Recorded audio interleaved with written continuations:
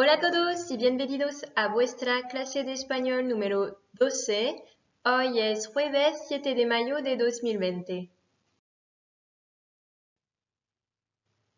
Empezamos por recordar los deberes que teníais que hacer para hoy. Donc pour aujourd'hui, vous aviez à m'envoyer votre DM de toute urgence, pour certains qui n'avaient pas fait. Je n'ai toujours pas les copies à ce jour, je précise les choses. Donc je répète, vous avez jusqu'au 10 mai. Si au 10 mai je n'ai pas la copie, le 0 est maintenu dans la moyenne et je n'accepterai pas les copies qui me seront rendues plus tard. Voilà. También teníais un ejercicio a partir de la imagen que iba con el texto de la última vez, el texto de la ONU sobre los insectos, bueno, sobre la comida de insectos. Pues la consigna era, a partir de la imagen, infografía, escriben todas letras las cifras o los porcentajes que corresponden a el número de especies diferentes comidos por los hombres en el mundo, el número de especies de insectos comestibles en México y Ecuador, los gramos de orugas que se consumen en África a la semana, el porcentaje de avispas que ingieren los hombres a nivel mundial, el contenido de hierro que hay en 100 gramos de langosta, la cantidad de pienso, alimento para animales, necesario para producir 1 kilo de carne y la que se utiliza para 1 kilo de insectos. Donc je vais commencer par la correction de cet exercice avant d'enchaîner donc avec une nouvelle séquence. Pues empezamos con la corrección del ejercicio. A partir de la imagen infografía, escriben todas letras las cifras o los porcentajes que corresponden a el número de especies diferentes comidos por los hombres en el mundo. La respuesta era 1900 especies. Donc, il fallait trouver 1900 espèces différentes qui sont mangées par les hommes dans différents pays du monde. Donc 1900 espèces, on dit las especies, donc c'est féminin, donc 900. Je vous renvoie à votre cours sur les chiffres qu'on avait travaillé avant les vacances. El número de especies de insectos comestibles en México y Ecuador, más de 100 especies. Donc là, on est devant un nom. Je vous rappelle que ciento sapocop, c'est-à-dire qu'il perd la dernière syllabe, Théo. Il perd cette syllabe quand il est devant un nom qu'il multiplie ou quand il est devant un nom masculin ou féminin. Donc par exemple, 100 personas, là aussi on a une apocope. Donc 100 especies, donc plus de 100 espèces qui sont comestibles au Mexique et en Équateur. Los gramos de orugas que se consumen en África a la semana, 300 gramos. Donc il fallait trouver qu'en Afrique, on consomme à la semaine 300 grammes de chenilles. Orugas, ce sont les chenilles. Et los gramos, donc c'est les grammes, ça on avait déjà vu. C'est le verbe consumir qui a été conjugué au présent. C'est consumen.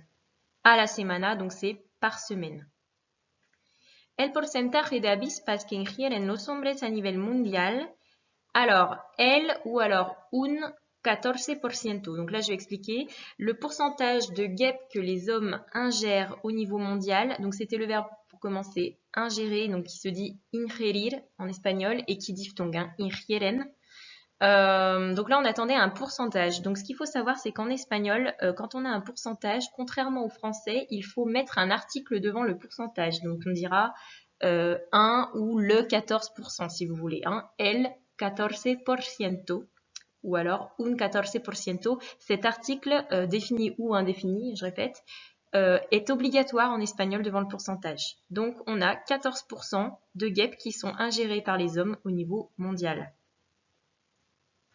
Donc, porciento, vous pouvez le trouver soit en deux mots, soit en un seul mot. Donc, la différence, c'est quoi? Quand il est en deux mots, c'est qu'il remplace pourcent et qu'il est précédé d'un chiffre. D'accord? Donc là, c'est le cas, 14%. Donc, c'est ce qu'on appelle une locution adverbiale.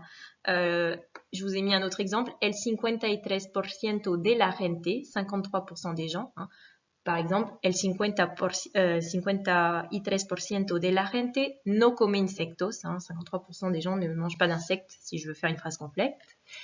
Et quand vous l'avez en un seul mot, porciento, c'est un nom, un synonyme du mot pourcentage, porcentaje. On peut dire el porciento de estudiantes que asisten en la escuela ha aumentado. Le pourcentage d'étudiants qui assistent à l'école ou qui suit des cours à l'école a augmenté. Donc, bien penser de l'écrire en deux lettres, du coup, quand vous avez un pourcentage comme là dans notre exemple. El contenido de hierro que hay en 100 gramos de langosta hay entre 8 y 20 miligramos de hierro. Donc là, on vous demandait le pourcentage, enfin en tout cas la quantité de fer, c'était pas le pourcentage, la quantité de fer qui était contenue dans 100 grammes des langosta, c'est-à-dire de sauterelles. Donc ici, dans 100 grammes de sauterelles, si vous prenez, hein, vous avez entre 8 et 20 milligrammes de fer. Et enfin, la cantidad de pienso, alimento para animales necesario para producir 1 kilo de carne, y la que se utiliza para 1 kilo de insecto. 8 kilogramos de pienso son necesarios para producir 1 kilo de carne, mientras que 2 kilogramos bastan para producir 1 kilo de insectos. Donc là, on vous demandait la quantité nécessaire pour nourrir. Pienso, c'est les aliments pour les animaux. Donc, on parlerait de fourrage, c'est-à-dire ce qui permet de nourrir les insectes. Donc, la quantité qui était nécessaire pour produire 1 kilo de viande et celle qui est nécessaire, la que, ici sous-entendu la cantidad de, celle qui est nécessaire pour 1 kilo d'insectes. Donc, ce qui est intéressant, c'est de comparer qu'en fait, pour produire 1 kilo de viande, on a besoin de 8 kilos de nourriture pour animaux. Alors que si vous voulez produire 1 kilo d'insectes, vous avez besoin seulement, basta, ici, bastan, c'est le verbe bastar qui veut dire suffire.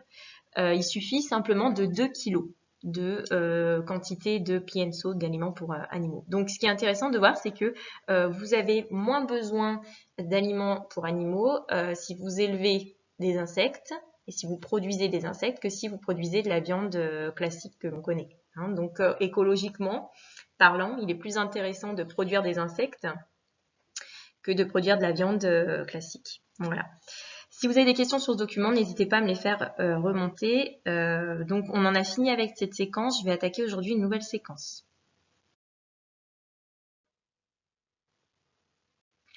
Por lo tanto, pasamos a una nueva lección. Es la lección del día. Y el título de la nueva secuencia es Soñemos. Donc, séquence 4, soñemos, ça vient du verbe soñar, qui est un verbe à diphtongue. Donc, le O, il devient UE, vous avez l'habitude pour les personnes 1, 2, 3 et 6. Donc, bien penser à cette diphtongue. Donc, si on le conjugue au présent, ça donne sueño, sueñas, sueña, soñamos, soñáis, sueñan. Donc, la diphtongue a bien eu lieu aux personnes 1, 2, 3 et 6. Vous les avez en rouge. Et donc, ce verbe-là signifie rêver. Donc ici, on l'a mis en fait à l'impératif. Vous avez l'habitude maintenant. Rêvons, ça veut dire rêvons. Donc, on va travailler sur tout ce qui est le futur. On va aussi aborder différents mots de vocabulaire en lien avec la maison. Je précise juste que pour ce verbe, donc il y a une petite différence. En français, on va dire donc rêver de. En espagnol, la préposition qui va suivre le verbe rêver, soñar, est différente. On dira rêver avec, si on traduit, donc c'est soñar con. Donc bien faire attention à ça. Donc si on veut dire par exemple je rêve du collège, on dira sueño con el colegio. Donc là on a le verbe soñar, qui est conjugué au présent, la préposition con, et derrière on a un nom. On peut aussi dire je rêve et utiliser un verbe. Donc, je rêve d'aller en Espagne, ça donnerait par exemple sueño con ir a España. Quoi qu'il en soit, qu'on ait un nom ou qu'on ait un verbe, la préposition reste la même, c'est con. Donc, bien faire attention à ça.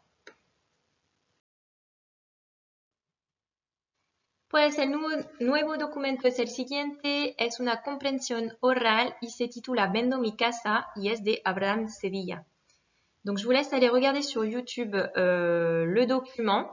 Je vous mets le lien en haut à droite de votre écran. Vous cliquez dessus, ça vous emmène directement. Sinon, vous l'avez en barre d'infos sous la vidéo YouTube pour que vous puissiez le travailler. Donc, la question est la suivante. Escucha y mira el documento siguiente. Preséntalo indicando el tipo de documento y la intención del locutor. Donc, à vous de regarder, d'écouter le document, de le présenter en m'indiquant le type de document ainsi que l'intention du locuteur. Je vous laisse faire votre travail. On se retrouve ensuite pour la correction.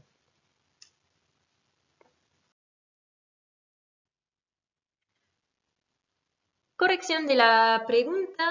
Alors, el documento que hemos visto es una canción interpretada por Abraham Sevilla. Abraham Sevilla es un músico espagnol. Donc, ce document est une chanson interprétée par Abraham Sevilla. Abraham Sevilla est un musicien espagnol. Alors, ce document que nous avons vu, hein, vous voyez ici, j'ai utilisé le passé composé. Donc, je vais refaire un bref rappel, mais ça, normalement, c'est dans votre cahier. Donc, c'était ce qu'on avait déjà travaillé en classe, hein, haber plus participe passé. Donc, j'y reviendrai dans 2 secondes. Et on pouvait dire aussi Abraham ha compuesto. C'est le verbe componer ici qui est conjugué, qui est irrégulier, qui fait compuesto. Una canción para vender su casa. Donc, il a composé une chanson pour vendre sa maison. En efecto, sueña con vender su casa. En effet, il rêve de vendre sa maison. Donc, bref rappel sur le passé composé. Je vous rappelle que donc on a haber, l'auxiliaire haber. Hein. En français, on a être ou avoir, mais en espagnol, on a qu'un seul, donc c'est haber. Et le participe passé. Donc, conjugaison du verbe haber que l'on conjugue au présent, c'est has, hemos, habéis, han. Suivi du participe passé, donc quand on a un verbe régulier, si c'est un verbe qui se finit par AR, ça fait ado. Par exemple, estudiado. Si c'est un verbe en ER ou IR, on mettra ido. Comido ou ido, si on veut prendre le verbe ir qui est lui aussi régulier. Quelques verbes irréguliers, le verbe hacer qui fait hecho, ça c'est un rappel, poner qui fait puesto, hein, comme dans compuesto, hein, comme poner et tous les dérivés comme poner par exemple, sous poner vont être irréguliers, hein, donc bien penser à mettre puesto. Ber qui fait visto, vous l'avez dans la première phrase de la leçon, el documento que hemos visto, hein, là c'est le verbe ber qui est irrégulier, que nous avons vu. Volver vuelto, escribir escrito, decir dicho, romper roto, abrir abierto. Donc là, c'est que des verbes qu'on avait vus. Il y avait peut-être romper que je vous avais pas donné, qui est moins utilisé, qui est le verbe casser. Voilà, tous les autres, vous les aviez normalement dans votre cahier. Abrir signifiant ouvrir. De cuántas plantas se compone su casa? Donc ça, c'est la question 2 que je vous pose. Je vais vous laisser chercher la réponse. Avant, je reviens juste sur le mot cuántas. Donc cuántas, en fait, c'est un adjectif interrogatif qui vient de cuánto. Qui veut dire combien. Alors en français, on n'en a qu'un seul, hein, nous, adjectif interrogatif. On dit tout le temps combien, on met pas de S, c'est invariable. En espagnol, il faut savoir que cuanto s'accorde en genre et en nombre avec le nom qui se trouve derrière lui. Donc ça peut faire cuanto, cuanta, cuantos, cuantas. Par exemple, si vous voulez dire combien de matières tu as aujourd'hui, hein, quand on parle de l'emploi du temps, cuantas asignaturas tienes. Si vous voulez dire combien de temps dure la récré, ¿cuánto tiempo dura el recreo? Si vous voulez dire combien tu as d'amis, ¿cuántos amigos tienes? Et si vous voulez dire que combien en termes de quantité il faut utiliser de farine, ¿cuánta harina hay que utilizar para la receta? D'accord? Donc voilà, donc on accordera vraiment en fonction du nom qui est derrière. Donc ici, hein, cuantas, vous voyez que c'est accordé avec plantas. Plantas signifie étage. Donc je voulais chercher la réponse, savoir combien il y a d'étages dans la maison d'Abraham. Et ensuite, on se retrouve pour la correction.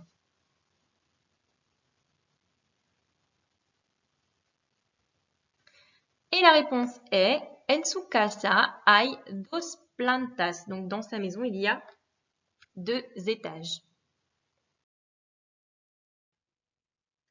Et para terminar los deberes, donc pour la prochaine fois, je vous demande la chose suivante, complétez le plan de la maison d'Abraham en indiquant le nom des pièces ainsi que le nom des meubles ou équipements. Tenéis también la consigna en espagnol, anota el nombre de las habitaciones y de los muebles en el plano. Donc vous allez retrouver le plan sur le blog, sur le NT. Je n'ai pas prévu de petites cases parce que c'était compliqué en fait de les insérer étant donné qu'il n'y a pas énormément de place sur le plan. À vous de les faire ou alors de me faire des flèches pour donc noter le nom à la fois des pièces et des différents équipements ou des meubles que vous voyez sur le plan. Vous vous aidez de l'audio afin de savoir comment est-ce qu'on dit par exemple en espagnol la cuisine ou le canapé. Voilà. Et puis surtout, n'oubliez pas de m'envoyer votre travail pour ceux qui ne l'auraient toujours pas fait. Donc je répète, avant le 10 mai, donc avant dimanche. Así que os digo hasta la semana próxima y buen trabajo. Adiós.